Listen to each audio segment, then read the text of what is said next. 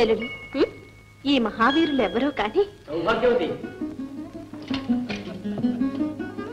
మరేమీ పొగడనక్కరలేదు. భూతపేడ పూర్తిగా వదిలించిన కీర్తి నీ మూలమున మాకు దక్కినది. నీవెవ్వరివో కాని శ్రీమంతురాలివైన సుజాత వలె కనపడుతున్నావు. కాని నిన్ను విజయేశ్వరి అని పిలుచుకోవాలనిపిస్తున్నది. నిజము సౌభాగ్యవతి, నీ దర్శన మహిమ చేతనే విజయములు కటాక్షించేటట్లున్నావు.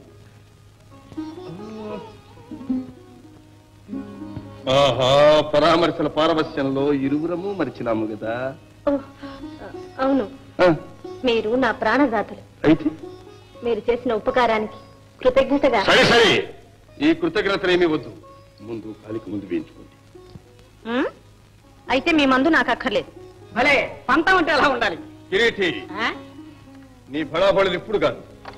సౌభాగ్యవతి, అలుక బాగున్నది గాని కృతజ్ఞత మీకు తోచినట్లేనా? మేము కోరిన రీతిని చెయ్యరాదా? మీరు కోరిన రీతినా?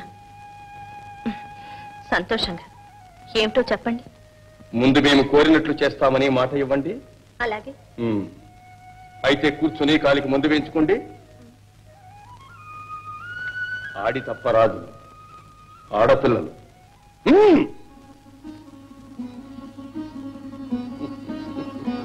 కిరీటి, ఏది పసరు? ఇదిగో నాయక.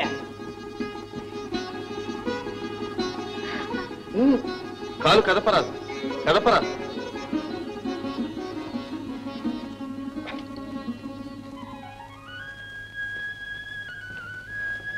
అసలు నాకు ఇది ఒక గాయమే అనిపించడం లేదు.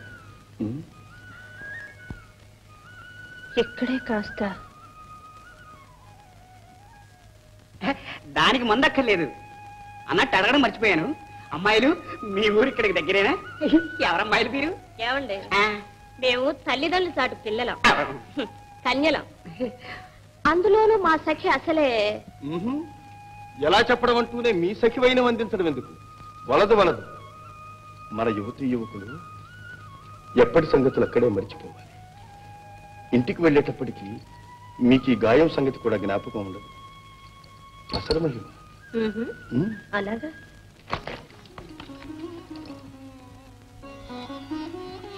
విజయేశ్వరి, ఏది చేయి కలపండి. కలపండి, అది మా ఆచారం.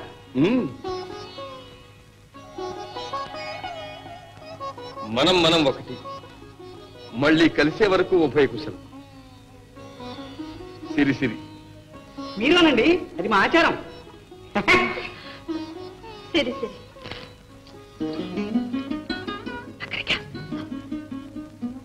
ఏమండి, మా సఖి కోరిక జ్ఞాపకం కోసమట. తమ పేరు చెప్తారా? బాగుంది చమత్కారం. మీ పేరు చెప్పకుండా మా పేరు అడుగుతారా? మీకేమండి, మీరు మగవారాయే.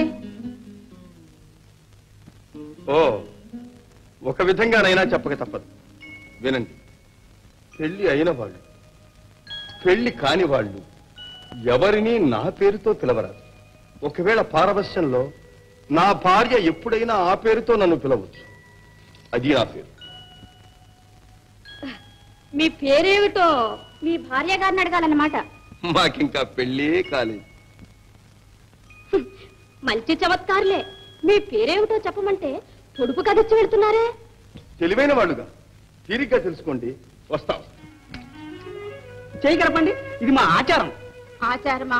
మా గ్రహచారం. వినండి, మనం ఒకటి, మళ్ళీ కలిసే వరకు ఉభయ కుశలం. సిరి సిరి. సరి సరి. సరి సరి కాదు, సిరి సిరి. కిరీటి,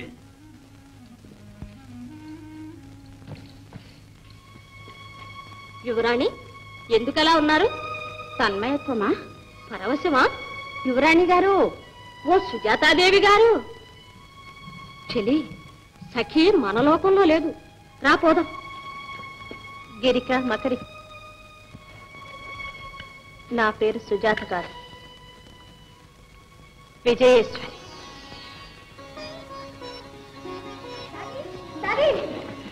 ఏమ్మా, చేయగలుపు.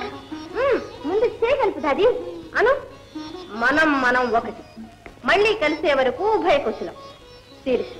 ఏమిటమ్మా ఇదంతా? అది అంతేలే దాది. గిరిక మకరిక రండి.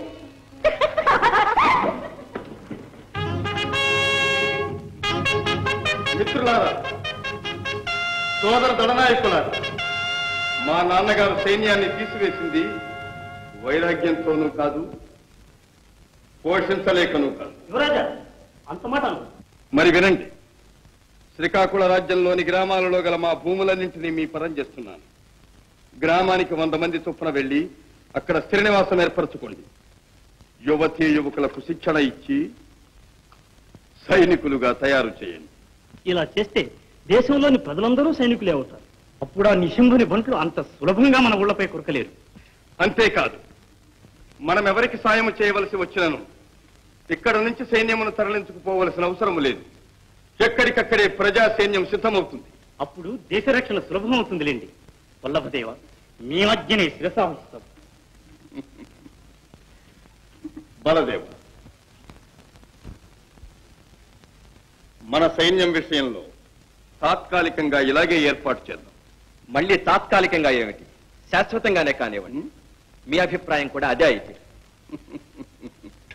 మిత్రమా, నా మీద కూడా నా విసుగు. మీరు వచ్చైనా ఆ నిశంభుని కోట మీదకు దండయాత్ర సాగిస్తారనుకున్నాను.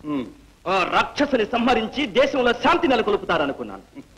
బలదేవ, ఇంకా నీకు పిచ్చిపోలేదు. నిజంగా యుద్ధమే వస్తే సామాన్య ప్రజ ఎంత నలిగిపోతారో ఊహించావా? అసలు యుద్ధం చేసి శాంతిని సాధిద్దామనే నీ సిద్ధాంతం నాకు అర్థం కావడం లేదు. మంత్రిదేవ, మీ అభిప్రాయంతో నేను పూర్తిగా ఏకీభవిస్తున్నాను. ఏ ఒక్కని ఆవేశం వల్లనో యుద్ధము సంప్రాప్తమై వేలాది ప్రజలు అష్టకష్టముల పాలు కావడం నేను సహించలేదు. కానీ ఇది నిజం. ఒంటరిగా ప్రతిస్పర్శి శక్తిని కవిచూచినప్పుడు గాని ఏ శక్తివంతుడు సంధికి అంగీకరించడు. అందులోనూ నిశింభుడు ఏకవీరుడు. అసలు మీరు ఏకవీరుడు. పోనండి, ఆ నిశంభుడు ఒక దారికి వస్తాడేమో తెలుసుకుందామా? దేనికి? తమతో ద్వంద్వ యుద్ధానికి సిద్ధపడగలడేమో. పందెం ఓడిన వారు గెలిచిన వారికి రాజ్యం అర్పించుకుని శాశ్వతంగా దాసులు కావాలి. దాస్యమెందుకులండి, సఖ్యపడితే చాలు. వల్లభదేవ, యుద్ధ నివారణకు ఈ ఉపాయం కూడా బాగానే ఉంది. శ్రీపుర నాయక, ఆ నిశుంభుని వద్దకు రాయబారం వెళ్ళి ఇందుకు ఒప్పించుకురండి. తమ ఆశీర్వాదం. ఇదిగో ఆకాశం నేలనంటుతోంది, చూశావా?